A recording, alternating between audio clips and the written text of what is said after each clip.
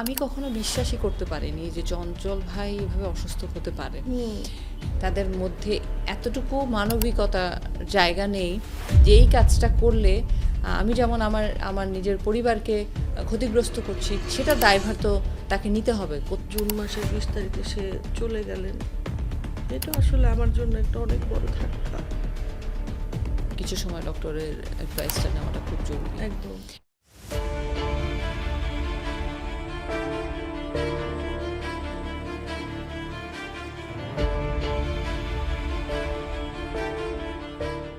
কিছু কিছু যুদ্ধ যেন শেষ হতেই চায় না। হয়তো মনে হয় এখনই কিনারা পেরে গেল, কিন্তু আবারও মনে হয় যুদ্ধে পড়ে গেলাম, আবার সমুদ্রে পড়ে গেলাম। এরকম স্ট্রাগলের মধ্য দিয়ে আমি বলবো যে অনেক কম মানুষকেই হয়তো যেতে হয়। এই স্ট্রাগলের মধ্যেও নিজে ভেঙে না পড়ে নতুন উদ্যমে জীবনকে চালিয়ে নিয়ে যাওয়ার যে চালিকা শক্তি যে মানুষটা ধারণ করে, তেমনই একজন মানুষ আজকে আমাদের অতিথি হয়ে এসেছে দ্য পারপাস পডকাস্টে। আমন্ত্রণ জানাচ্ছি রায়না মাহমুদকে। তোমার যুদ্ধটা খুব কাছ থেকে দেখা, জানা, তুমি আমার খুব প্রিয় একজন মানুষ। সেই জন্যেই হয়তো আমি দর্শককে যেটা বললাম যে কিছু যুদ্ধ মনে হয় শেষ হয় না, হতে চায় না, হয়তো কোন কিনারা খুঁজে পায়, আবার মনে হয় যে আবার পানিতে পড়ে গেলাম। এরকম একটা জীবনযাত্রার মধ্য দিয়ে you have been going through for years. আমি যদি বলি তোমার ক্যান্সারের যাত্রাটা শুরু হয়েছিল 2019 সালে, 19 সালে। এবং ব্রেস্ট ক্যান্সারের এই যাত্রা 2019 সাল থেকে শুরু করে আজ অবধি 2026 চলছে।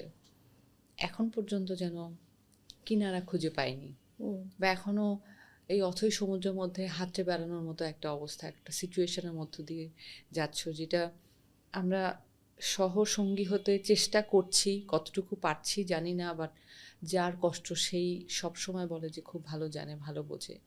তো এই যাত্রার মধ্য দিয়ে যাওয়াটা, কিন্তু তারপরও আমি যদি বলি যে তোমাকে ভেঙে পড়তে খুব একটা দেখিনি, কিন্তু এই যে অনুপ্রেরণা আসা বা বেঁচে থাকার আকুণ্ঠ চেষ্টা, প্রচেষ্টা, এই জিনিসটা, এই চালিকা শক্তিটা তোমার কোত্থেকে আসে? How do you manage? প্রথমে তো বলবো যে আল্লাহ সবসময় সহায় থেকেছেন। আলহামদুলিল্লাহ, আল্লাহ সহায় থাকলে মনে হয় অনেক কিছুই আমরা পাড়ি দিতে পারি। সেই শক্তিটা আল্লাহর কাছে চাইতেও হবে। আল্লাহ চাইলে সেই শক্তিটা আসলে আমরা পাই কিংবা আমরা ধারণ করি। তো 2019 সালে যখন সেপ্টেম্বর মাসে আমি জানলাম যে আমার ব্রেস্ট ক্যান্সার, স্বভাবত কারণেই সবাই যে যেমন ভেঙে পড়ে আমিও নিশ্চয়ই সেইভাবেই ভেঙে পড়েছিলাম।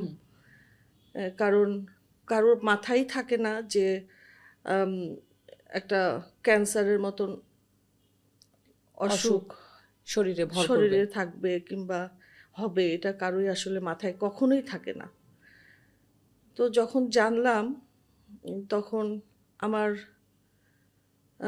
হাজবেন্ড, তোমার ভাইয়া চঞ্চল মাহমুদ, বাংলাদেশের একজন বিখ্যাত আলোকচিত্র শিল্পী, তো আমার পাশে শক্ত হয়ে দাঁড়িয়েছিলেন।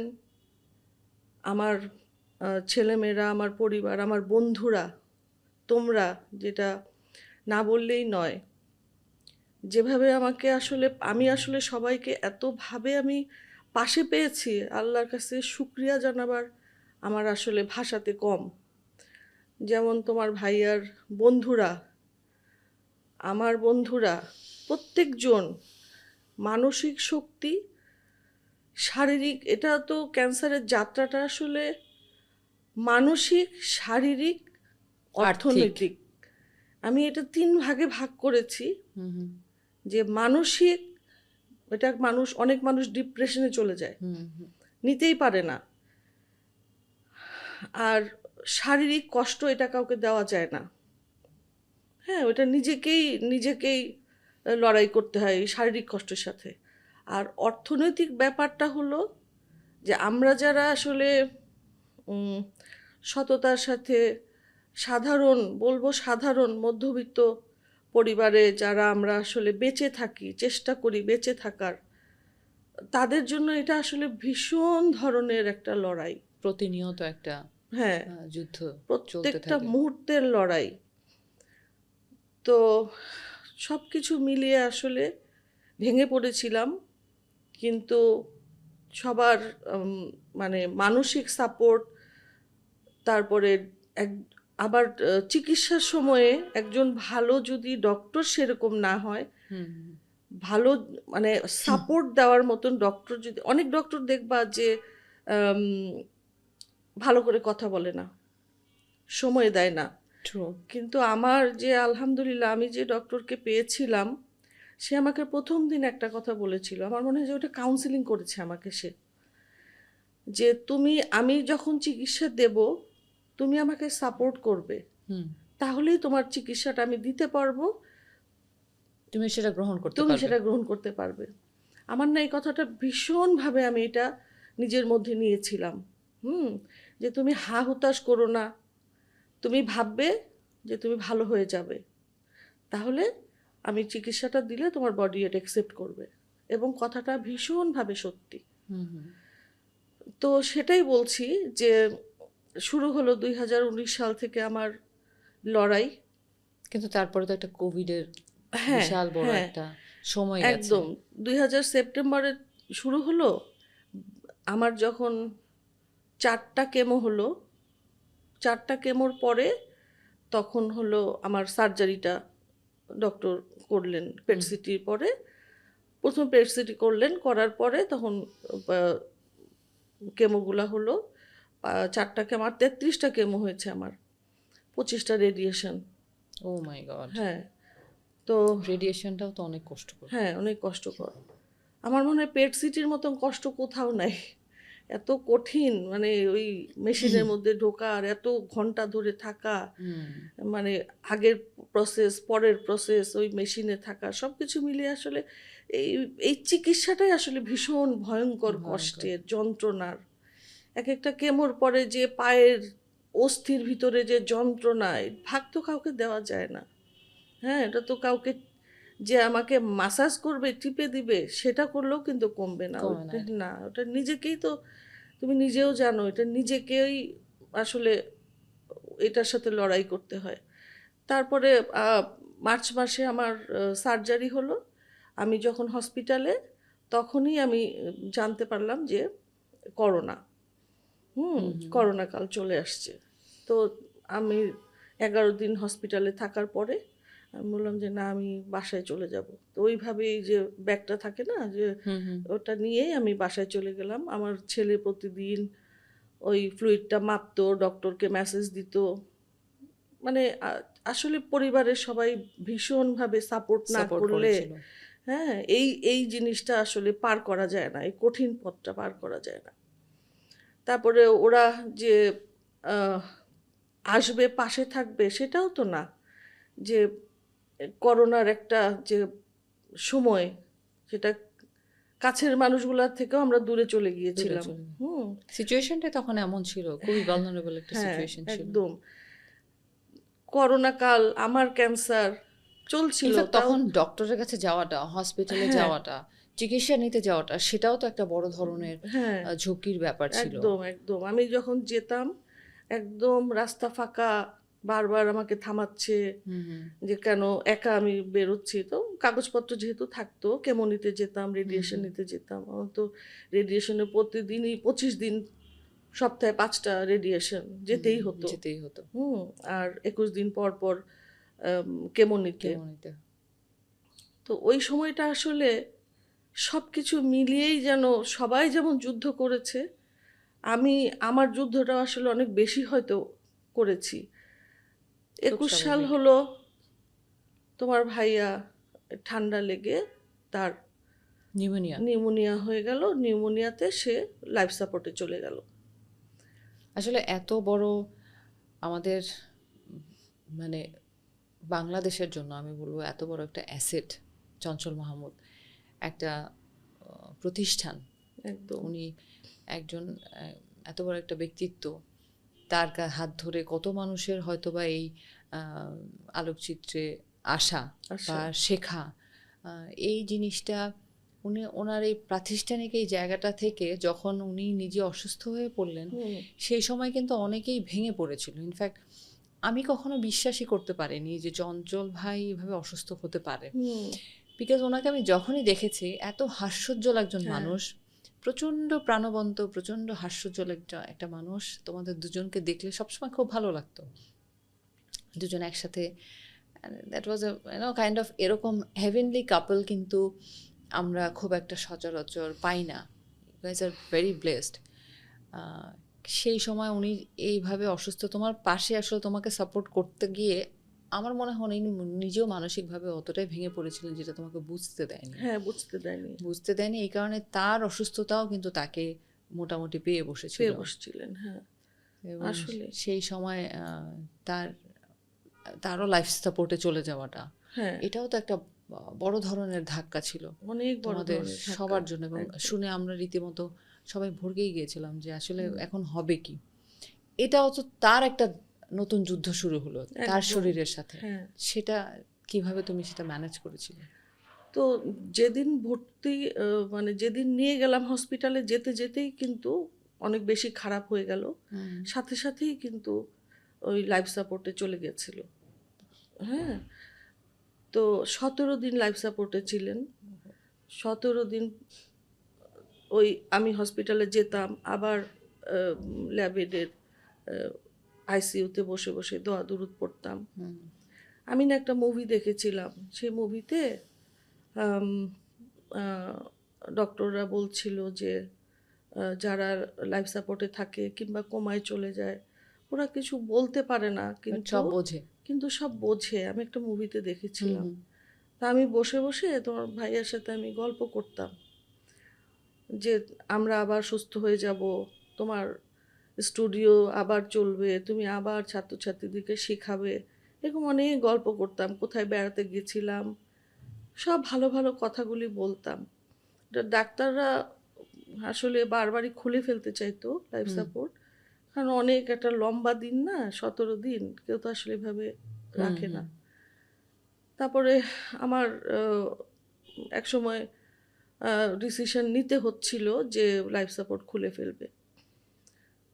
তো আমার মেয়ে বললো যে আম্মু তুমি সূরা ইয়াসিন পড়ো, যা যা পড়ার দরকার পড়ো, আল্লাহর কাছে বলো। তুমি বিশ্বাস করবা, মানুষ বলে না যে আল্লাহ আসলে মানুষের মনে ধারণ করে মানুষ আল্লাহকে। তো আমি সেদিন কোরআন শরীফ পড়লাম, আল্লাহর কাছে বললাম, মোনাজাত করলাম। তুমি বিশ্বাস করবা, দেখে হাত নড়ছে। ডাক্তাররা অবাক হয়ে গেছে যে মানুষটা লাইফ সাপোর্ট খুলবে। হ্যাঁ, সেখান থেকে কিন্তু ফিরে আসলো। 1 মাস পরে বাসায় আইসিইউর মতন সব কিছু, অক্সিজেন কনসেন্ট্রেটর, হসপিটালের বেড পুরাটাই মানে আইসিইউ করে, তারপরে 1 মাস পরে হসপিটাল থেকে বাসায় নিয়ে গেলাম। 6 মাসের মধ্যে তো সে সুস্থ হয়ে গেল।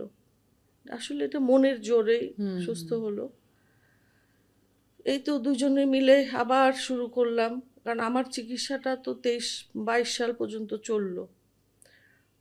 দুজনে আবার সুস্থ হলাম। আবার আমার 8 মাস পরে আবার সেকেন্ড টাইম আবার ক্যান্সারটা আবার ফিরে আসলো। হ্যাঁ, অনেকের তো শুনি যে 9 বছর 10 বছরও ফেরত আসে না। এই জিনিসটা কেন হয়েছিল? মানে ধরো এত শর্ট টাইমের মধ্যে ক্যান্সার আবার রিভাইভ করাটা, এটা তোমার কি মনে হয় যে তখন পুরো প্রসিডিউরটা শেষ হলো কিন্তু তোমার লাইফস্টাইলে কোনো ধরনের কোনো চেঞ্জ এসেছিল, বা অতিরিক্ত স্ট্রেসের কারণে তোমার এই জিনিসটাকে আবার ব্যাক করেছে? এটা থেকে তোমার কি মনে হয় যে what could be the reason? আমার মনে হয় যেন হ্যাঁ, মানে অফিসটা বন্ধ হয়ে গেল, ভাইয়া বেশি অসুস্থ হয়ে গেল, তো অফিসটাকে বন্ধ করে দিতে হলো। তার এত বছরে, তার 45 বছরের ফটোগ্রাফি স্টুডিও, একটা মানুষের রুজি তার সব কিছু ওই জায়গাটায়, যখন ওই করোনার সময়টা বন্ধ করে দিতে বাধ্য হলাম, কারণ সে লাইফ সাপোর্টে চলে গেছে। আমি তো এত ভাড়া আমি টানতে পারবো না, আমি নিজেই তো অসুস্থ, নিজেই লড়াই করছি। তো আমার মনে হয় সব কিছু মিলিয়ে আসলে অনেক স্ট্রেস থাকতাম। হ্যাঁ, যে উম, আবার ডক্টর, আমি একটা ভুলও করেছিলাম আসলে, যেটা ডক্টর বলেছিলেন যে সার্জারি আমি যেন, মানে দুইটা ব্রেস্টই যেন আমি করে ফেলি। সার্জারি করে ফেলি। হুম হুম তা আমার কাছে মনে হলো যেন এই আহ, মানে বেশি কষ্ট হবে আমার। আমি কিন্তু হুম ডক্টরের কথাটা শুনিনি। হুম। হ্যাঁ, ডক্টরের কথা আমি না শুনে এই যে আবার আমার এটা হলো মানে একই জিনিসই করতে হলো আবার সেকেন্ড টাইম, যেটা সেকেন্ড টাইম। একবারে হয়ে যেত সেটা সেটা হ্যাঁ, সেই হ্যাঁ, জার্নিটা তোমাকে একটু লম্বা সময় লম্বা ক্যারি সময় ফরওয়ার্ড করতে হ্যাঁ, হয়েছে। হ্যাঁ, এটাই আসলে। তো 23 সালে তো আবার আমার এই যে তখন আর কেমো নিতে হয় নাই। হুম হুম তখন প্রথমবার যেটা ছিল তো ওটা হলো ক্যান্সারটা নাকি একটা খারাপ ক্যান্সার ছিল। তো সেকেন্ড টাইম আমার আর কেমো নিতে হয় নাই, কিন্তু রেডিয়েশন নিতে হয়েছে। হ্যাঁ, তো আচ্ছা। ক্যান্সারের পেশেন্টরা তো আসলে 3 মাস পর পর একটা ফুল বডি চেক আপ, অনেকগুলো টেস্ট থাকে, সেগুলা করা, তারপরে রুটিন চেক আপ রুটিন যেগুলো, চেক আপ, হ্যাঁ, সেগুলো করতে হয় হ্যাঁ, সেগুলো সবসময় তো নিয়মিত। নিয়মিত করতে হয়। আর কেমো নেওয়ার জন্য তো হাড় ক্ষয় হয়ে যায়, যেটার জন্য বোন ডেনসিটি টেস্ট, এটা তো হুম। 3 মাস পর পর করে আমার কিন্তু এখনো ইনজেকশন চলে। আচ্ছা। হ্যাঁ, একটা মুখে একটা ওষুধ খাই ক্যান্সারের, আর বোন ডেনসিটি টেস্ট করে করে 3 মাস পর পর আমার একটা ইনজেকশন চলে। এখন এইভাবেই চলছে। আর উম, জানুয়ারির 20 তারিখে আহ, তোমার ভাইয়ার যখন ব্রেন স্ট্রোক হলো, তারপর তো সে ডান পাশটা অবশ হয়ে গেল, কথা বলতে পারছিল না। জুন মাসের 20 তারিখে সে চলে গেলেন। এটা আসলে আমার জন্য একটা অনেক বড় ধাক্কা। আসলে জীবনের এই কঠিনতম সময়ে আম, পাশের সবচেয়ে আপন মানুষটা সে যখন সাথে থাকে না, এই কষ্টটা আসলে ভাগাভাগি করে নেওয়ার মতো কেউ নেই। হ্যাঁ, বা তুমি সেটা বললা না প্রথমেই যে তোমরা দুইজনে মিলেই যে যুদ্ধটা করছিলে, হুম আমার না ওই শক্তিটা তখন ছিল। ওর কাছে আমি ফটোগ্রাফি ডিপ্লোমা কোর্স করেছি, আমার দুটো এক্সিবিশনও হয়েছে। বাহ। তারপরে করোনার সময় আমি অসুস্থতার মধ্যেও কিন্তু আম, একটা রান্নার পেজ চালাতাম, কারণ আমার তো সংসারটাও চলতে হবে। হুম হুম বাইরে বের হওয়া নিষেধ, কেমো নেই, আর বাসায় ফিরে আসি। তখন আম, অনেক ছোট ছোট ঘরোয়া প্রোগ্রাম হতো না, আহ, তখন কিন্তু আমি মানে পোলাও, রোস্ট, এগুলা রেজালা, এগুলা কিন্তু বাসা আমি থেকে এটা বাসা করে থেকে, হ্যাঁ, করে পাঠানো হতো। হ্যাঁ, কেউ কে পাঠায় দিত, দিয়ে দিতাম। ওটা কিন্তু আমি করতাম। তারপরে কিন্তু এক যখন শরীর অনেক বেশি খারাপ থাকে তখন তো এই রান্নাবান্নার কাজগুলো করা বা চুলার কাছে যাওয়াটা কিন্তু একটু কষ্টই হয়ে যায়। আবার নিষেধও থাকে। স্পেশালি যখন হ্যাঁ কেমো যখন হুম, জলে শরীর অনেক বেশি জ্বালা পোড়া করে তখন জ্বালা পোড়া কিন্তু করে। হুম, চুলার কাছে যেতে কষ্ট হয়। হুম, বাট সেই সময় তোমার এই আহ, জীবিকার তাগিদেই বলবো এটা, একদম, একদম জীবিকার তাগিদেই কাজটা চালিয়ে যেতে হয়েছে। চালিয়ে যেতে হচ্ছে। হ্যাঁ, অনেক কিছু করেছি জানো। তারপরে ও থাকতেই যখন এই যে অসুস্থ হয়ে গেল এবার জানুয়ারিতে, তখন ওই বুটিকটা আরও 4 বছর চলছে আমার বুটিকটা। হুম হুম আমি নিজেই ডিজাইন করে ওই যে হ্যান্ডমেড গহনা, তারপর মেটালেরও কিছু গহনা, ওগুলো আমি ডিজাইন নিজে দিয়ে কারিগর দিয়ে বানাই। আবার উম, কাপড়ের যে 2 পিস 3 পিস, জামদানি শাড়ি, এগুলো নিয়ে আসি। হুম হুম আমার যে মেলাগুলোতে যাই, কিছুদিন আগে পাওয়ার অফ শির এসএমএর মেলা করলাম, মাইডাসে মেলা করি, মেলাগুলো করি, আম, তাজ ইভেন্টের সঙ্গে মেলা করি, এরকম আহ, আসলে কাজ তো কাজ করে যেতেই হয় করতেই এই হবে। জীবিকার হ্যাঁ, তাগিদে। হ্যাঁ, এটা তো আর একদম জীবন জীবিকা আসলে থেমে থাকার কোনো সুযোগ ব্যবস্থাই নেই, নাই, সুযোগ নাই। সুযোগ নেই। আর কাজ করলে সময়ও কাটে, হুম হুম। আর মানসিক চাপটা আসলে কম হয়। বুঝছো না, এখন তো অনেক একাকিত্বটা মাঝে মাঝে পেয়ে বসে। কিন্তু আমাকে চলতে হবে, আবার উঠে দাঁড়াতে হবে, এটাও আমি বুঝি। হ্যাঁ, হুম, তো যে কারণে তোমার ভাই আমাকে অনেক উৎসাহ দিত। ফেসবুকে একটা কিছু লিখতাম, তুমি এত ভালো কিভাবে লেখো, তোমার লেখা অনেক সুন্দর, ফটোগ্রাফি সেন্স ভালো, এটা নিয়েও সে প্রশংসা করত। আমার রান্না ছাড়া সে বাইরের কারো রান্না খাবে না, সব সময় প্রশংসা করত। সে আমার হাজবেন্ড ছিল সেই জন্য না, উনি ভীষণ ভালো মনের মানুষ একজন ছিল। অ্যাবসলিউটলি উনি এত ভালো একজন মানুষ ছিলেন, এত পিওর একটা সোল ছিলেন। একদম ওইটা আমার সবসময় প্রচণ্ড পীড়া দেয়, কষ্ট দেয় যে ভালো মানুষরা হয়তো বলে না যে আল্লাহর খুব প্রিয় হয়ে যায়, খুব একদম। তাড়াতাড়ি হয়ে যায়। তাদের জীবনে স্ট্রাগলটাও অনেক বেশি হয়, হয়তো এখান থেকে অনেক বেশি কষ্ট পেতে পেতে হ্যাঁ, আল্লাহ তাকে জান্নাতবাসী করুক, সেই দোয়া করি। প্রচণ্ড আমি দেখা হলে এত গল্প, এত কিছু নিয়ে কথা বলা হ্যাঁ, এবং গল্প করতে খুব পছন্দ করতেন। খুবই। ভোজন রসিক ছিলেন, খেতে হুম, অনেক পছন্দ হুম, করতেন। সব কিছু মিলে আর এই যে তুমি যখন যেতে যে কেমো দিতে যাচ্ছ বা হুম। ডক্টরের কাছে যাচ্ছ, কখনো কিন্তু তোমাকে দেখেও মনে হয়নি যে না তুমি একজন অসুস্থ মানুষ যাচ্ছ।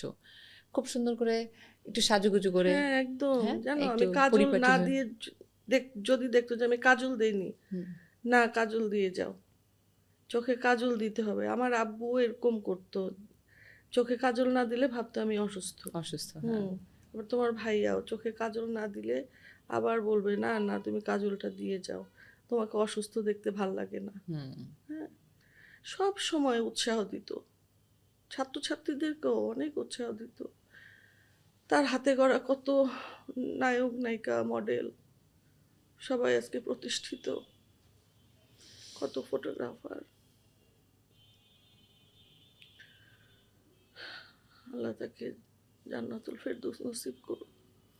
এখন আসলে তোমার এই যে একটা যেরকম শুনেছিলাম আমি যে ট্রিটমেন্টে একটু গড়বড় হয়েছিল বা ভুল চিকিৎসা কোথাও হ্যাঁ, হয়েছিল হ্যাঁ, কিনা, হ্যাঁ, হ্যাঁ, সেটা নিয়ে আমি একটু জানতে চাইবো, সে হ্যাঁ, ব্যাপারটা হ্যাঁ। কি ছিল? একটা ডক্টরের কাছে আমি গেলাম, যাওয়ার পরে আহ, মানে আমার তো টিউমারটা আমি হুম, হুম, বুঝতে পারছিলাম। তো গেলাম, আমি ভাবলাম যে আমার তো একটা স্ট্রং ব্যাকগ্রাউন্ড আছে, যে আমার মায়ের ব্রেস্ট ক্যান্সার ছিল। হুম, হুম। আমার মা কিন্তু ব্রেস্ট ক্যান্সারে 1 বছর আহ, লড়াই করে তারপরে কিন্তু আর উনি সার্ভাইভ করতে পারেন নাই। ও আচ্ছা, কিন্তু সেটা আমার কোন বছরে ছিল? 95-এ। হুম, আচ্ছা আচ্ছা। কিন্তু আমার এত বছরও যখন আমার হয় নাই, আহ, আমি ভাবতাম যে আমার এটা নর্মালি একটা বোধহয় আচ্ছা টিউমার। আচ্ছা। হ্যাঁ, যে কিন্তু ডক্টরের তো কি করা উচিত ছিল, ডক্টর আগে এফএনএফসি করবে অথবা ব্লাড টেস্ট করবে। ব্লাড টেস্টেই কিন্তু আসে যে ক্যান্সারের জার্ম শরীরে থাকলে, হুম, ইউরিন টেস্ট, ব্লাড টেস্ট, এগুলোতেই তো আসে। এখন না হয় বুঝি, তখন তো আর জানতাম না। হুম, তো উনি আমার টিউমারটা আগেই উনি সার্জারি করে ফেললেন। আচ্ছা। সার্জারি করার পরে বায়োপসি করতে দিলেন। এটা কি প্রথমবার? প্রথমবার, হ্যাঁ। হুম। কিন্তু এটা তো আসলে অনেক বড় হয়ে গেছিল টিউমারটা। আমি গাফলতি যে আজ যাই কাল যাই এরকম করতে করতে দেরি হয়ে গিয়েছিল। এটা একটা বড় ধরনের মেসেজ বা লার্নিং। আমি আমি হ্যাঁ, অডিয়েন্সকে এটা আবারও বলতে চাই যে এই ধরনের ছোটখাটো বিষয়কে আমরা যদি ইগনোর করি, তখনই কিন্তু একটা হুম, অসুস্থতা অনেক বড় জায়গায় চলে যেতে পারে। হুম, যেটা হুম, ফার্স্ট স্টেজে যদি আমরা জিনিসটাকে আইডেন্টিফাই করতে পারি, এটাকে একদমই। ডায়াগনোসিস করতে পারি, তাহলে কিন্তু এটার ট্রিটমেন্ট প্রসিডিউরটা যেমন অনেক সহজ হয়, হ্যাঁ, একটা মানুষের ওই ধকলটা কম সামলাতে হয়। হুম, হুম, আমরা অনেকেই আছি, স্পেশালি আমাদের দেশের মেয়েরা এই গাফিলতিটা সবসময় করি। প্রথমত হচ্ছে ফ্যামিলিতে যদি কোনো ধরনের ক্যান্সার হিস্ট্রি থেকে থাকে, থেকে থাকে, হ্যাঁ, তাহলে তারা হাই রিস্কে থাকে। একদম। যেটা আমার ক্ষেত্রেও হয়েছে যে যেহেতু আমার ফ্যামিলিতে ক্যান্সার হিস্ট্রি আছে, আমার চাচা, ফুপু, কাজিন এরা ক্যান্সারে মারা গেছে। আচ্ছা। তো সেই কারণে আমি হাই রিস্কে ছিলাম। কিন্তু কোভিডের সময় ওই ওই ফেজটাতে যে ডক্টর সবসময় হয়তো চেক আপের মধ্যে যাওয়া সম্ভব হয়নি, যেই কারণে এটা বেড়ে গেছিল হুম, বা আমি আইডেন্টিফাই করতে পারি নাই যে কি আচ্ছা। হচ্ছে। তো এরকম প্রত্যেকেরই কিন্তু এই জিনিসটা হয় এবং একটা ফ্যামিলিতে যখন এরকম হিস্ট্রি থাকে তখন তারা হাই রিস্কে থাকে, তখন তাদের প্রতিনিয়ত চেক আপের মধ্যে Check-up থাকতে থাকা হবে, উচিত। হ্যাঁ, অ্যাটলিস্ট চেক আপের মধ্যে থাকতে হবে। এবং কোথাও যদি কোনো ধরনের লাম্প, যেটা হ্যাঁ, হ্যাঁ। আপনি যেটা যেই এটাকে বলে যে নিজে নিজে পরীক্ষা করাটা, হুম, হুম, হুম, সেই সেই জিনিসটা আমরা অনেকে আছে যে শিখি না, হুম, জানি না, হুম। বাট সেটা আমার মনে হয় প্রত্যেকেরই এটা শেখা দরকার। একদমই, হ্যাঁ। এখন তো অনেক সেলফ স্ক্রিনিং, হ্যাঁ, সেলফ স্ক্রিনিং, হ্যাঁ। সেলফ স্ক্রিনিং এর পরে কোথাও যদি একটু আপনাদের কাছে সন্দেহ মনে হয় বা কোথাও যদি মনে হয় লাম্প হয়ে আছে, ইমিডিয়েটলি ডক্টর দেখানো উচিত এবং ডক্টর অ্যাডভাইস নেওয়া উচিত যেটা কি করব, গাফিলতি না করে। কারণ কিছু কিছু ক্ষেত্রে যেটা হয় যে আমাদের গাফিলতির কারণে আমরা আমাদের অসুস্থতা অনেক বেশি বাড়িয়ে ফেলি, একদমই, একদমই। আমরা আসলে এত নিজেদেরকে নেগলেক্ট করি। নেগলেক্ট করি। পরিবারের সবার কিন্তু খোঁজ খবর, হুম, যত্ন আত্তি সবই করছি, কিন্তু নিজের বেলায় আমরা করছি না। আসলে এটা সত্যি। আগে নিজেকে তো ঠিক রাখতে ঠিক হবে। হ্যাঁ, নিজে নিজে যদি নিজের যত্ন না করি তাহলে তো আসলে আরেক পরিবারের যত্ন নেওয়াটাও তখন তো তো তারপরে কষ্টকর। যখন যেটা বললেন যে টিউমারটাকে ফেলে দেওয়া হলো, দেন হোয়াট নেক্সট, এরপর কি করা হয়েছিল? তারপরে উনি বলছে যে আমি সার্জারির সময় বুঝতে পারছিলাম যে ক্যান্সারের জার্ম আছে। হ্যাঁ, অথচ উনি তো আগে আমাকে টেস্টগুলি করাবে। হুম, হ্যাঁ, না করিয়ে উনি আমার সার্জারি করে ফেলছে। তো যাই হোক, ওখান থেকে ওনার কথাবার্তা ভাল লাগে নাই। সব কিছু মিলিয়ে তখন আমি আবার আমার যে ডক্টর ওনার কাছে গেলাম। যাওয়ার পরে এখন যেটা বুঝি যে পেট সিটি হোক, মেমোগ্রাফি হোক, এফএনএফসি হোক, কত ধরনের টেস্ট আছে যে আমি কনফার্মেশনের জন্য। কনফার্মেশনের জন্য। তো উনি বললেন যে আসলে উচিত ছিল আম, কেমো দিয়ে জায়গাটাকে ছোট করে ছোট নিয়ে করা। তারপরে তোমার আসলে এত বড় সার্জারি দরকারই ছিল না। হুম, হুম। হুম, কেমো দিয়ে জায়গাটা ছোট করে নিয়ে জাস্ট ওই লাম্পটুকু তুলে নিলেই হতো। আপনার কোন স্টেজে ধরা পড়েছিল? প্রথমে সেকেন্ড স্টেজে ছিল। আচ্ছা। হ্যাঁ, পরের বার থার্ড স্টেজে ছিল।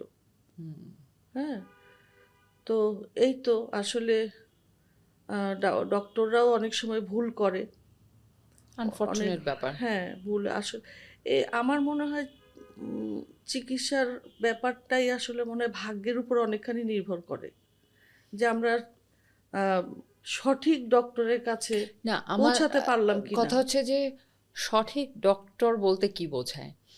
আহ, যারা চিকিৎসক তাদের তো একটা মানে আমরা কমন জায়গা থেকে যদি বলে থাকি, সাধারণ মানুষ বা যে কোনো মানুষ তাদেরকে কিন্তু খোদা তাআলার পরে তাদেরকে স্থান দেওয়া হয়। একদমই, যে একদমই। চিকিৎসকদেরকে ওই রকম একটা জায়গায় তাদেরকে মানা হয় যে তাদের হাতে অনেক কিছু ডিপেন্ড করে, একটা হুম, রোগীর জীবন মরণ অনেক কিছু চিকিৎসা করে। তো হুম, তারা কতটুকু সেন্সিবল বা কতটুকু দায়িত্বের সাথে তাদের কাজগুলো হুম, করছে, এই জায়গাটা তাদেরকে আবার তাদের এই ওথটা মনে রাখতে হবে হুম, হুম, যে আমি কতটুকু দায়িত্বের সাথে আমার আমার কাজটা করছি। হুম, অনেকে আছে প্রচণ্ড বেশি প্রফেশনাল ওয়েতে অ্যাক্ট করে, আবার অনেকে আছে এই দায়িত্ব জায়গাটা খুব ভালো করে বোঝে। বুঝি, হ্যাঁ, আবার এটাও সত্য কথা যে আমাদের দেশে অ্যাকাউন্টেবিলিটি নাই একদম। কোনো জায়গায়। যে কোনো পেশেন্টের সাথে যদি কোনো খারাপ কোনো কিছু হয়ে থাকে বা ভুল কোনো চিকিৎসা হয়ে থাকে, সেটার জন্য আমি কাকে রিচ আউট করব, কার কাছে আমি জানতে চাইবো, বা ওই ডক্টরটা কার কাছে অ্যাকাউন্টেবল হবে, এই ব্যাপারগুলো আমাদের এখানে নাই জন্যই কিন্তু এরকম ঘটনা অনেক ঘটে হ্যাঁ, বা হ্যাঁ, ঘটে থাকে। অহরহই ঘটছে তো তো। সেই কারণে দেখা যায় যারা অনেক দায়িত্ব নিয়ে কাজ করে তারাও কিন্তু সামহাও ব্লেম শুনছে ব্লেম শুনছে, বা হ্যাঁ। কথা শুনছে, তো যেটা দরকার নেই। হুম, হুম। তো এই কারণে আমার মনে হয় যে যে যার প্রফেশনাল জায়গাটা যদি আমরা ঠিক রাখি, এবং ডক্টরদের আসলেই দায়িত্ব অনেক বেশি, অনেক বেশি। অনেক আমার বেশি। তো অনেক ব্যাড এক্সপিরিয়েন্স আমার এই জার্নির প্রথম জায়গাটুকু যে আমি সার্জারির 21 দিনের মধ্যে কেমোতে যেতে হবে। হুম, হুম, হ্যাঁ, তো আমি 15-16 দিন আমি শুধু আমি ডক্টরদের যে যেখানে বলেছে প্রত্যেকজন ডক্টরের কাছে গেছি, কিন্তু আমার না ওই ব্যবহারগুলি নিতে পারছিলাম না। হুম, আমি তো তখন নিজেই নিজেই মানসিকভাবে খারাপ অবস্থা। এখন আমাকে যদি সুন্দর ব্যবহার আমি না পাই, হ্যাঁ, তাহলে তো আমার তার কাছে আমি চিকিৎসাটা নেব কিভাবে? সেই সেই জায়গাটা কিন্তু আমার অনেক ব্যাড এক্সপেরিয়েন্স।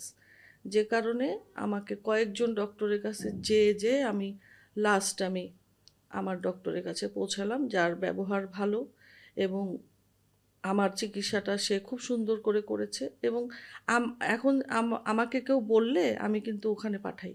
হুম, হুম। হ্যাঁ? আমি কিন্তু আমার ডক্টরের কাছে রেফার করে দিই যে, "উনি খুব ভালো, তোমরা যেতে পারো।" আমার মনে হয় যে এই গল্পটার সাথে আমার এক্সপেরিয়েন্সও কিন্তু কিছুটা মিলে যায়। আহ, শুরুতে যখন আমার এরকম ডায়াগনোসিস হলো, ইট হুম, ওয়াজ এ কোলোরেক্টাল ক্যান্সার। হুম, হুম, সো টিউমারটা অনেক বড় হয়ে গেছিল, যেই কারণে আমি যখন দেশের বাইরে চিকিৎসা নিয়েছিলাম, ইনফ্যাক্ট দেশের বাইরে এই ধরনের ঘটনা ঘটে না তা কিন্তু না, হুম, চিকিৎসা যখন নিয়েছি সেখানেও কিন্তু প্রথমে আমাকে দেখে যে ডক্টর বলেছিল, অঙ্কোলজিস্ট বলেছিলেন যে আমাকে সার্জারি করতে হবে হুম। ইমিডিয়েটলি। তো সার্জারি করলে তারপরে হচ্ছে তারা কেমো স্টার্ট করবে, that is the normal protocol, আচ্ছা। এভাবে করতে হয়। তো আমি যখন থার্ড ওপিনিয়ন নেওয়ার জন্য যেই হসপিটালটাতে গেলাম, হুম, সেখানে তারা দেখে আমাকে একটা কথা বললেন, ওই ডক্টর সার্জিক্যাল অঙ্কোলজিস্ট হুম, ছিলেন। হুম, হুম, উনি দেখে আমাকে প্রথমেই বললেন যে দেখো তোমার এটা তো it's a very big tumour, এবং অ্যাট দ্য সেম টাইম এটা fourth stage, so it's Allah! Spreaded all over. তাহলে তোমাকে এখানে যদি আমি সার্জারি করে এটা বেরও করে নিয়ে আসি, তাহলে কোনো লাভ হবে? কোনো লাভ হবে না। কোনো লাভ ছড়িয়ে হবে না। যাবে তো। ছড়িয়ে যাবে আরো হ্যাঁ। বেশি, তো এটাকে ডিস্টার্ব করা হবে। হুম, হুম, তো তো ও বললো যে তাহলে তোমাকে ওই ডক্টর কিভাবে বললো এই কথা? হুম। সো ইট হ্যাপেন্স, যে কোনো জায়গায় হতে পারে। যেকোনো জায়গায় হতে পারে। তখন আমার তার কথাটা লজিক্যাল মনে হলো। ইনফ্যাক্ট আমি এবং আমার হাজবেন্ড দুজনে কিন্তু রেডি হয়েছিলাম যে হ্যাঁ ঠিক আছে, সার্জারি করতে যেতে হবে। হুম, বাট আমি কোনোভাবে জিনিসটাকে অ্যাকসেপ্ট করতে পারছিলাম না যে সার্জারি কেন করব, বিকজ এটা আমার পুরো লাইফস্টাইলটাকে হ্যাম্পার করবে। হুম, তো আমি সার্জারির এই ধকলটা নিতে পারবো না, বা আমি চাই না করতে। আমি কিন্তু ফুললি ডিনাই করে গেছি। যখন আমি থার্ড ওপিনিয়নে গেলাম, তখন তারা আমাকে বলল যে তোমাকে এই প্রসেসে সার্জারি করলে কোনো লাভ হবে না, হুম, রাদার আমরা একটা ডিফারেন্টলি চিকিৎসা পদ্ধতিতে আমরা ট্রাই করে দেখব যে হুম, কোনোভাবে টিউমারটা স্কুইজ করে কিনা, হুম, হুম, ছোট হয় সেটাই। কিনা। তো সেটা কি, তখন ওরা বলল যে আমরা ইমিউনোথেরাপি ট্রাই করব, ইমিউনোথেরাপি ট্রাই করে দেখব যে এটাতে কাজ হয় কতটুকু। হুম, যদি তোমার বডিতে স্যুট করে, তাহলে বোঝা যাবে যে হ্যাঁ ঠিক আছে আমরা এটা কন্টিনিউ করব, বিকজ ওটাও স্যুট করবে কিনা বডিতে বলা হুম, যাচ্ছে না। হুম, দেন দে ট্রাই দ্যাট মেডিসিন।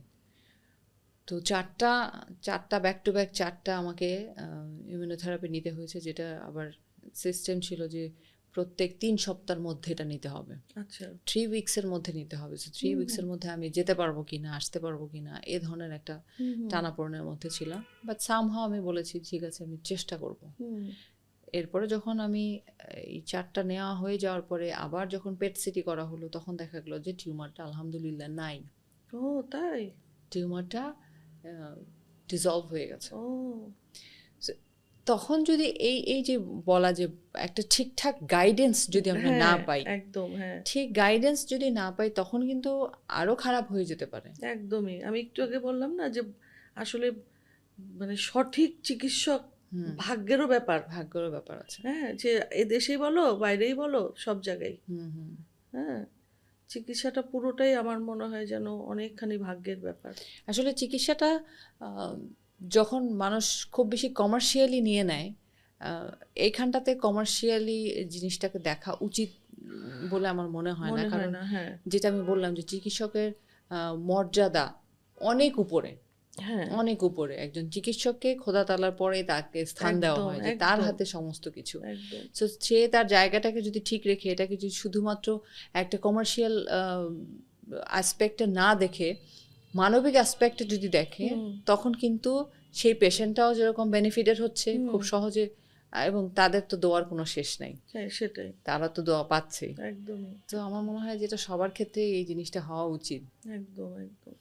আর ট্রিটমেন্টের সময় যে একটা পেশেন্টের সাথে কিভাবে ডিল করতে হবে, কিভাবে কথা বলতে হবে, এটার কিন্তু একটা প্রোটোকল আছে, এটার কিন্তু একটা কাউন্সেলিং আছে, যেটা চিকিৎসকদেরকে নিতে হয়। এবং দেশের বাইরে এই ধরনের ব্যবস্থা আছে যে তারা একদম, আগে হ্যাঁ। ওই বিহেভিয়ারাল জায়গাটা দেখে, হ্যাঁ, হ্যাঁ। যে কারণ তার কথাতে 50% অসুখ ভালো হয়ে যাবে। একদম বললাম না, আমার ডক্টর আমাকে বলল যে তুমি আমাকে সাহায্য করবে, আমি তোমাকে সাহায্য করব, তাইলেই তোমার চিকিৎসাটা আমি দিতে পারবো, তুমি নিতে পারবে। হুম হুম হ্যাঁ, আর আমি না মানে ডক্টরের রুম থেকে বের হয়ে যাওয়ার পরও 4-5 বার আবার ঢুকতাম। উনি হাসতেন। হুম হুম হ্যাঁ, যে আমি আল্লাহ এটা তো জিজ্ঞেস করিনি, এটা জিজ্ঞেস করিনি। তখন আমার ছেলে যদি সাথে থাকতো সেও বলতো, আমার মেয়ে সাথে থাকলে সেও বলতো, আম্মু তুমি লিখে নিও। লিখে নিতে হয়, হ্যাঁ। হ্যাঁ, মোবাইলে নোটপ্যাড কারণ অনেক সময় হয় কি নোট আমরা করে ভুলে নিই। যাই যে আমরা কি হ্যাঁ, কি প্রশ্ন করব, কি কি জিনিস জানতে চাইবো। হ্যাঁ। আর এখন একটু বিরক্ত হতেন না? হ্যাঁ, একটা সিস্টেম তো এখন এমনিতেই আছে যে আমরা অনেক কিছুই হয়তো আম, আমাদের এই প্রযুক্তি ব্যবহার করে হুম, নিজেরাই অনেক কিছু জানতে পারি বা জানতে অনেক পারি। নিজেকে এডুকেট হুম, করতে পারি, এটাও খুব জরুরি দরকার। হ্যাঁ, আমি আমাদের আরেকটা পডকাস্টেও আমি এই কথাটা বলেছিলাম যে নিজেকে যদি একটু এডুকেট করা যায় হুম, এই জায়গাতে, শুধুমাত্র অন্ধের মতো যেটা বলবে সেটাতেই বিশ্বাস করে গেলাম, সেটাই সেটাই করে গেলাম, সেটা না। বিকজ ডক্টররাও they are also human being, হ্যাঁ, সেটাই। They can make mistakes, hmm, সেটা হতেই পারে। হতেই পারে। কারো ইচ্ছাকৃত তো এই ধরনের কারো আমার মনে হয় না কারো কোনো মোটিভ না। থাকে, বাট হতে পারে। দ্য সেম টাইম নিজেদেরও যদি একটু অ্যাওয়ারনেস থাকে বা একটু জানা থাকে তখন এটা সুবিধা হয়। হুম, তখন দুজনের একটা কনসালটেশনের মাধ্যমে হুম, একটা প্রপার ট্রিটমেন্ট বের হয়ে আসে বা হুম, আউটকামটা বের হয়ে আসে। সেটাই, সেটাই। সো এই ফার্স্ট টাইমের অপারেশনের পরে তারপরে যে কেমোগুলো চললো। কেমোগুলো হ্যাঁ, চললো তখন কি ফুললি কিওর হয়ে গেছিল? হ্যাঁ, একদম, আচ্ছা। একদম ভালো হয়ে গেলাম তো। কিন্তু হুম হুম ওই যে ডক্টরের কথাটা আমি না শোনাটাই ওটা উম আমার জন্য ঠিক হয়নি। হুম হুম। যে 8 মাস পরে তো আবার আমাকে লেফট সাইডে ব্রেস্টের সার্জারি করতে হলো। কেন ওখানে কি কোনো লাম্প ছিল, ছিল, হ্যাঁ, ছিল। এক্সিস্ট করছিল? হ্যাঁ, পরে মানে পেয়েছি। আচ্ছা আচ্ছা। হ্যাঁ, 8 মাস পরে তাহলে আমাকে আবার সার্জারিতে যেতে হতো না। হুম হুম উনি বলেছিলেন যে আসলে তো একই জায়গাটা তো একই। হুম। হ্যাঁ, টিস্যু সব একই, একই জায়গায়। তুমি এই ডিসিশনটা নিয়ে ঠিক করো নাই। কিন্তু আমি আমি আমার জন্যই আসলে হয় নাই। আমার বুদ্ধিটা কাজ করে নাই তখন। ইটস আ লার্নিং হয়তো আপনারটা এই গল্পটা থেকে বা এই কনভারসেশন থেকে হ্যাঁ, যারা দর্শক আছেন তাদের তাদের মধ্যে কিছুটা অ্যাওয়ারনেস তৈরি হবে যে হুম, কিছু সময় ডক্টরের অ্যাডভাইসটা নেওয়াটা খুব জরুরি। একদম। এরপরে লাইফস্টাইলের কি ধরনের চেঞ্জ আসা, একটা তো বড় ধরনের ধকল যায়, একটা আমি একটু যদি ধরিয়ে দিই, because I have seen you, হয়তো অনেক বেশি পাতলা স্লিম এরকম ছিল। তো এখন এরপরে যে এই বিকজ হরমোনাল চেঞ্জ যখন হতে হুম, থাকে তখন কিন্তু মেটাবলিজম বডিতে কমে যায়, তখন কিন্তু অটোমেটিক্যালি মানুষ কিছু না খেয়েও হয় না যে মোটা হতে হ্যাঁ, থাকে বা আমি মুটিয়ে যাওয়াটা। হ্যাঁ, তো আই গেস তোমার ক্ষেত্রে এই জিনিসটা হয়েছে, আমার তো বা থাইরয়েড শরীরে আছে। পানি পানি চলে আসে। হ্যাঁ, হ্যাঁ। আমার একে তো থাইরয়েডের পেশেন্ট আমি। থাইরয়েড আছে। তারপরে আবার আমার আম ২০১৪-১৫ ঠিক মনে আসছে না। ওই ২০১৪-১৫ দিকে আমার আবার ইউটেরাস সার্জারি করে ফেলতে হয়েছে। হুম হুম সবকিছু মিলিয়ে আর এই মানে সব চিকিৎসা, ক্যান্সার এইগুলা সবকিছু মিলিয়ে আমার কিন্তু ওজনটা আমি কমাতে পারি না। কিন্তু আমাদের ক্যান্সারের যারা আমরা লড়াই করি খুব কিংবা খুব ওজনটাকে ঠিক রাখতে খুব বলে, ওজনটা আসলে কমানো উচিত। কমাতে হয়। যেভাবেই হোক। হুম হুম হ্যাঁ, যেভাবেই হোক। এবারও যখন ডক্টরের কাছে গেছি, "তুমি আমার কথা তো শোনো না। তোমাকে তোমার লাইফস্টাইল চেঞ্জ করতে হবে। তুমি আ ওজন কমিয়ে রাখার চেষ্টা করো।" তারপরে উম মানে খাবারের সিস্টেমটা চেঞ্জ করতে বলে। সিস্টেম চেঞ্জ করা, মেনু চেঞ্জ করা। হ্যাঁ, মেনু চেঞ্জ করা। আসলে একা, একা আসলে হয়ে ওঠে না অনেক সময়। হুম যে প্রতিদিন বা এটলিস্ট সপ্তাহে ৫ দিন হাঁটা, হ্যাঁ? 45 মিনিটস করে সপ্তাহে ৫ দিন অন্তত হাঁটা, একটু ফ্রি হ্যান্ড। আমাদের তো ব্রেস্ট ক্যান্সারের পেশেন্টদের আমাদের এক্সারসাইজ আছে এক্সারসাইজ অনেকগুলো। আছে। তা না হলে তো হাত ফুলে যায়। হুম হুম হ্যাঁ? এই যে শীতের যে এখন যে ডিপ্রেশন চলছে, এখন তো এক্সারসাইজ ধরতে গেলে করছিই না। এই যে আমার হাতে পানি চলে আসছে। ফুলে যাচ্ছে, হ্যাঁ আমার ফুলে যাচ্ছে, এই যে দেখছো ফুলে গেছে কিন্তু।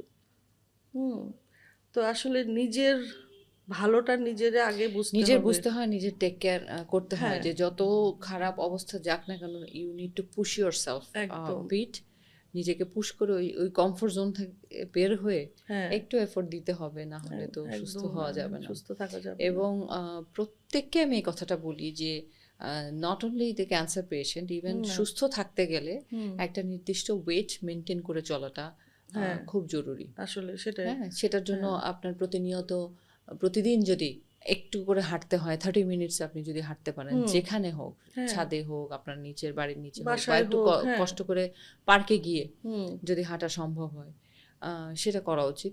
আর ফ্রি একদম হ্যান্ড এক্সারসাইজ বা যোগা এটা তো আমরা একদম বাড়িতেই করতে একদম, পারি। হ্যাঁ তো এটা যদি একটা লাইফস্টাইলের মধ্যে নিয়ে আসা যায় তখন কিন্তু আরো বেশি সহজ হয় হ্যাঁ যে নিজের আমরা ভালো যেমন থাকাটা। 5 ওয়াক্ত নামাজ পড়ি, আহ, তারপরে 3 বেলার জায়গায় 4 বেলা বিকালে তো একটা নাস্তা থাকে আমাদের, হুম হুম সেটার সাথেও যদি একটু অ্যাড করে নেই যে হ্যাঁ ফজর নামাজের পরে আমি হাঁটাটা হুম কমপ্লিট করে। আমাকে ডক্টর বলেছিল যে একবারে যে তোমাকে ওই 45 মিনিট হাঁটতে হবে এমন তো না, না তুমি 3 ভাগে হাঁটো। হুম হ্যাঁ হুম হুম তুমি সকালে একবার হাঁটো, বিকালে হাঁটো, রাতে আরেকবার বাসার মধ্যেই হেঁটে নাও। কিন্তু আসলে ওজনটা কমানো খুব জরুরি। না হলে নিজেকেই কিন্তু সাফার করতে হবে অনেক হুম বেশি হুম হিল হওয়া থেকে। আর থাইরয়েডের পেশেন্ট যাদের থাকে তাদের তো আরো বেশি ওজনটা নিয়ন্ত্রণ করাটা সত্যিকার অর্থে খুব কষ্টের, খুবই খুবই কষ্টের, কষ্টের। আমার হ্যাঁ নিজেরও কিন্তু আছে হুম থাইরয়েডের ওষুধ, আমার প্রতিদিন খেতে হয়, প্রতিদিন এটা খেতে নিয়ম হয় করে খেতে হবে, ভুলে যাওয়া যাবে না। না। তো এই জন্য আমারও কিন্তু আরো ওজন কমাতে বলা হয়েছে, যেটা আমি এখনো পারছি না। খুব চেষ্টা করেও তাহলে কিন্তু ওজন কমাতে পারছি না, কারণ ওজন কমে না এখন আর। হ্যাঁ, তো ওটার জন্য আমাকে আরেকটু এফোর্ট দিতে হবে, নিজের কমফোর্ট জোন থেকে আরেকটু বের হতে হবে। হুম কিন্তু এত কিছুর পরেও আমি বলবো যে যেই ঘুরে দাঁড়ানোর গল্পটা, যে হোপটা আমি সবসময় সবার মধ্যেই এটা দেখে এবং দেখে খুব ভালো লাগে, যে স্টিল ইউর ওয়ার্কিং, হাল কিন্তু ছেড়ে দেওয়া না। না হয় হয় সেটা জীবিকার তাগিদে হোক বা নিজেকে অকুপাইড রাখার জন্য হোক, একদম তাহলেও কিন্তু নিজের সময়টা যেরকম ভালো কাটে, হুম ক্রিয়েটিভিটিতে মনোযোগ দেওয়া যায়, হুম তারপরে নিজের একটা আর্নিং সোর্সও থাকে। থাকে তো হ্যাঁ। এই জিনিসটা, এই যে ঘুরে দাঁড়ানোর ব্যাপারটা, এই এই ব্যাপারটা তোমার কাছে কেমন লাগে, বা এটা নিয়ে তোমার দর্শকদেরকে কি বলবে? না ঘুরে তো দাঁড়ানো প্রত্যেকটা মেয়েরই উচিত। শুধু আমি বলে তো না, প্রত্যেকটা মেয়েই স্বাবলম্বী হবে, এটাই হলো সবচাইতে বড় কথা। আমার মেয়েও মাস্টার্স কমপ্লিট করার পরে আহ, সে এখন ব্যাংকার। নিজের পরিচয়টা নিজে করে নিয়ে তারপরে বিয়ে শাদী তো সবাই করবে, হুম হুম এটা তো একটা আহ, আমাদের পারিবারিক একটা ব্যাপার। আমার আমার জায়গা থেকে আমি যেহেতু কিছু না কিছু সবসময় করতাম, হ্যাঁ যে কারণে আমি কিন্তু কখনো বসে থাকিনি। হুম হ্যাঁ কোনো সময় যে নতুন করে কিছু করতে হবে, নতুন করে আমি জীবনের এই জায়গা থেকে শুরু আবার করলাম শুরু সেটা করছি না, সেটা না। রাদার আমি বলবো যে থেমে না গিয়ে যেই জিনিসগুলো তুমি সবসময় করতে বা যেটা হুম ভালো লাগতো সেটাই কিন্তু কন্টিনিউ সেটাই করেছো। করছি। আমি আরেকটা জিনিসও বলতে ভুলে গিয়েছিলাম, যে আমাদের আসলে অর্গানিক জিনিস, অর্গানিক খাবারটা খুঁজে খুঁজে খাওয়া উচিত।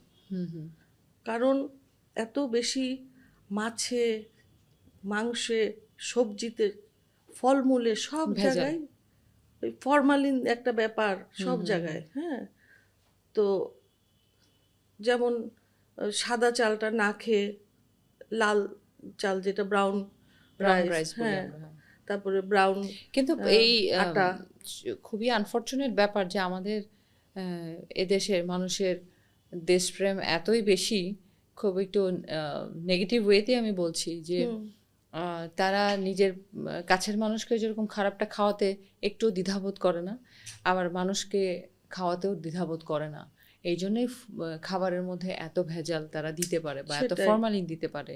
তাদের মধ্যে এতটুকু মানবিকতা জায়গা নেই যে এই কাজটা করলে আমি যেমন আমার আমার নিজের পরিবারকে ক্ষতিগ্রস্ত করছি, সেই সাথে আমি আমার এত এত মানুষকেও ক্ষতিগ্রস্ত করছি, হুম সেটার দায়ভার তো তাকে নিতে হবে, কোথাও না কোথাও তার জবাবদিহি করতে হবে। সেটাই মানুষ এটা নিয়ে আমি আসলে সবসময় কথা বলি, হুম, যে আমি এই ব্যাপারটাতে খুবই মর্মাহত হই যে একদম এত বেশি ফুড ক্রাইম আমাদের দেশে আমাদের হয়, দেশে যে আমরা কোথায় যাব, কি খাবো।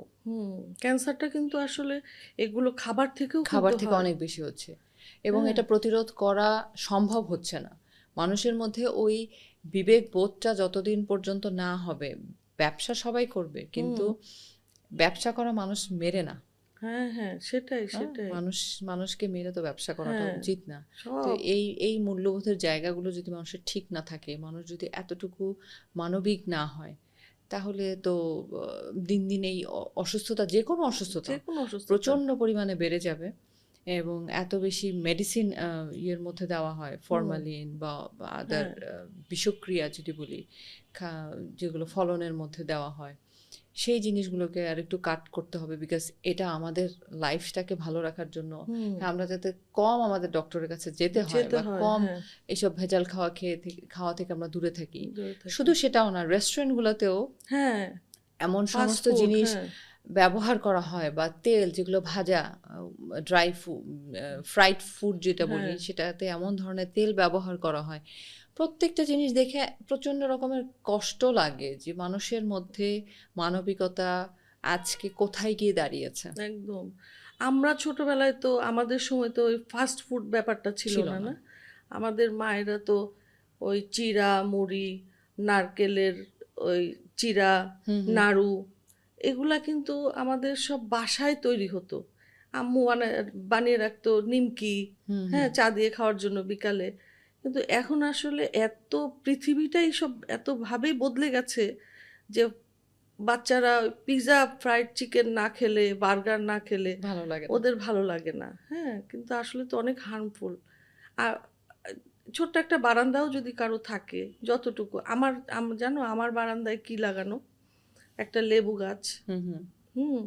কারি পাতা গাছ, তুলসী পাতা, নিম পাতা আর তোমার ভাইয়া করসল গাছ, ওইটা আমাকে পাতা প্রতিদিন গরম পানিতে হুম দিয়ে দিত। ২ টা করসল গাছ ছিল। একটা বাঁচাতে পারিনি, কিন্তু একটা এখনো আছে। যে মানে এই যে বললাম যে ধনেপাতা, ছোট, ছোট করে অল্প, অল্প করে পেঁয়াজ। আমার বারান্দার মধ্যে কোনো ফুলের গাছ নেই।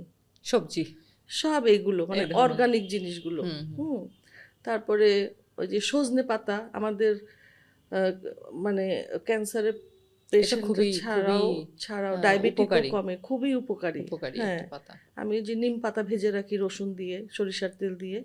আসলে এই সৃষ্টিকর্তা প্রত্যেকটা জিনিসের মধ্যেই হুম, এত ওষুধি গুণাগুণ আছে। একদম, একদম। সেই জিনিসগুলো যদি আমরা একটু বুঝে চলতে পারি, বুঝে হ্যাঁ, খেতে পারি, হ্যাঁ, তাহলে কিন্তু আমাদের আসলে বেসিক্যালি মেডিসিনের উপর ডিপেন্ডেন্ট হতেও হয় না, একদম। যদি আমাদের এই নলেজটা থাকে। হ্যাঁ, যেমন ধরো অ্যান্টিবায়োটিকে কাজ করে কাঁচা হলুদের রস, হুম হুম। হ্যাঁ? তারপরে বিটরুট এগুলা যদি সবাই এটা আমার প্রতিদিনের সকালের খাবারের মেনুতে সবসময় থাকে। আমি যেমন হ্যাঁ, অল্টারনেট করে খাই, একদিন সকালবেলা বিটরুটের জুস খাই, যেটার হুম, মধ্যে বিটরুট, গাজর, গাজর, হ্যাঁ, আদা, হুম, সেগুলো দিয়ে একটা জুস করা হয়, অথবা ওটার মধ্যে কিউকাম্বার থাকে। হুম, হুম, আবার একদিন হচ্ছে হলুদ, আদা এবং সেটার হ্যাঁ, মধ্যে গোলমরিচ দিয়ে গোলমরিচ খাওয়া। দিয়ে, হ্যাঁ, সো এই জিনিসগুলো আমাদের যে কোনো, যেটা বললাম যে ওষুধি গুণ সবসময় সৃষ্টিকর্তা যেগুলো তৈরি করেছেন হুম, সেসবের মধ্যেই আছে, কিন্তু সেগুলো প্রপারলি অর্গানিক ওয়েতে যদি এগুলো প্রডিউস করা হয়, হ্যাঁ, তাহলে সেটা থেকে আপনি উপকৃত হতে পারেন, যারা খাচ্ছেন তারা সেটাই। উপকৃত কালো হতে পারেন। জিরা, আমাদের কিন্তু কোরআন শরীফে কালো জিরার কথা লেখা আছে না? সবসময় বলা কালো হয়। জিরা, মধু। হুম হুম তো আমার কেমোর সময় আমাকে ডক্টর আনার হুম। আনার খেতে বলতেন খুব। ওটা আমি সব সময় একবারে ৩টা ৪টা খুলে আবার এইটাই উল্টা হয়ে গেছিল আমারটা। আমার যখন হ্যাঁ, ইমিউনোথেরাপি চলেছে, হুম, তখন আমাকে আবার আনার খেতে নিষেধ করা হয়েছিল, পমাগ্রেনেট যেটা। হ্যাঁ, হ্যাঁ, হ্যাঁ, কারণ সেটা আবার এই ওষুধের ওষুধি গুণ নষ্ট হয়ে কমে যেত। যাবে। ও তো এক এক এক এক ওষুধের সাথে এক এক জিনিসের অ্যাকশন রিয়াকশন থাকে, তো তো হুম, এটা কিন্তু আবার ওরা বলে দেয় যে এই এই জিনিস খাওয়া যাবে না। হুম, তো আই থিঙ্ক প্রত্যেক ডক্টরই সেটা উচিত শুরুতেই অ্যাডভাইস করা, যে কোন হ্যাঁ, হ্যাঁ, কোন জিনিসের সাথে কোন জিনিস মিক্সড করলে খারাপ দিকে টার্ন করতে পারে, হ্যাঁ, কিওর তারপরে রেটটা কমে যায়। খুব ভিটামিন সি আসলে খেতে হয়। এটা অসুখে পড়লাম তারপরে সেটা না, আসলে ভিটামিন সি, লেবু সব সময় সবসময় আসলে খাওয়া দরকার। অনেক ডিসকাশন হলো। আই থিঙ্ক আমাদের এই ডিসকাশনের মধ্য থেকে what is your understanding and what you want to convey to the audience, যে অডিয়েন্সকে কি বলতে চাই, কি মেসেজ দিতে চাই through your journey, what you have learned? অডিয়েন্সের জন্য বলতে চাই যে আগে আমরা মানুষ, আমরা নারী, আমাদের যত্নটা আসলে নিজের নিরাপদ থাকার জন্য নিজের যত্নটা নিজেকেই আগে খুঁজে বের করতে হবে যে আমার যত্নটা আমি কিভাবে নেব। আমি যদি আম, শরীর স্বাস্থ্য আমার ভালো থাকে তাহলে আমি পরিবারের সবার যত্নটা সুন্দর করে নিতে পারবো। সেই জন্য আগে নিজেকে ভালোবাসতে হবে। নিজেকে ভালোবাসলে নিজের যত্নটা চলে আসবে, তারপরে আমি পরিবারের যত্নটা নেব। এটাই আসলে আমি সবসময় সবাইকে আমি এখন বলি, আগে হয়তো বুঝতাম না কিন্তু এখন বলি। আমি একটা রুটিন চেক আপ প্রত্যেকটা মেয়েরে, আমরা যারা আফটার 40 কিংবা এখন তো আসলে আরও আগে আগে আফটার 30 একটা রুটিন চেক আপ 6 মাস পর পর যদি করা হয়, আর এই যে সেলফ স্ক্রিনিংয়ের ব্যাপারটা, আসলে তো এখন তো ক্যান্সার অনেক ধরনেরই হয় এখন, ব্রেস্ট ক্যান্সার, কোলন ক্যান্সার, তারপরে থ্রোট ক্যান্সার, সব মানে সব কিছুর মধ্যে এখন একটা এগুলো হচ্ছে আসলে। সেই জন্য সবসময় 6 মাস পর পর নিজেদের চেক আপটা যদি করি তাহলে পরে অল্পতেই আমরা হয়তো জেনে যাওয়া যায়, জানতে পারবো, চিকিৎসাটা অল্পের মধ্যেই হয়ে যাবে। হ্যাঁ, অনেক দূর যেতে হয় না। তো আর আমাদের মেয়েদের উচিত স্বাবলম্বী হওয়া, যাতে আমরা নিজেরাই অনেক সময়, যেমন আমি এখন একা হয়ে গেছি, আমি যদি এখন নিজে কিছু না জানতাম, না করতে পারতাম, আমি তো আসলে অনেক বেশি কষ্টে পড়ে যেতাম। অবশ্যই। সবাই ছেলেমেয়েরা তো থাকে, পরিবার থাকে, বন্ধু বান্ধব সবাই পাশে থাকে, কিন্তু নিজের যে একটা আর্নিং সোর্স, এই জিনিসটা থাকলে না মানসিক শক্তি থাকে। আসলে মানসিক শক্তি থাকলে মনটাকেও ভালো করা যায়। যে একটু ঘুরতে যাওয়া, একটু বন্ধুদের সাথে যাওয়া, পজিটিভ মানুষদের সঙ্গে বসা, কথা বলা, অন্তত প্রতিদিন তো আর কেউ পারবে না, অন্তত সপ্তাহে একদিন, মাসে একদিন, হ্যাঁ মাসে একদিন আপনজন, প্রিয়জন, ফ্যামিলি হোক, বন্ধু বান্ধব হোক, পজিটিভ যারা, পজিটিভ মাইন্ড সেট আপটা কিন্তু অনেক জরুরি। হ্যাঁ, যে মুষড়ে পড়ে না যেয়ে পজিটিভ, নিজেকে পজিটিভ ভাবা যে হ্যাঁ আমি পারবো, আমাকে এটা করতেই তো হবে। সুতরাং এত পিছনে চিন্তা করে, আগেই চিন্তা করে নিজে ডিপ্রেশনে চলে যাওয়ার আমি দরকার দেখি না। মানুষ বলে যে ডিপ্রেশন, আমি তো ডিপ্রেশনের জায়গা খুঁজে পেলাম না।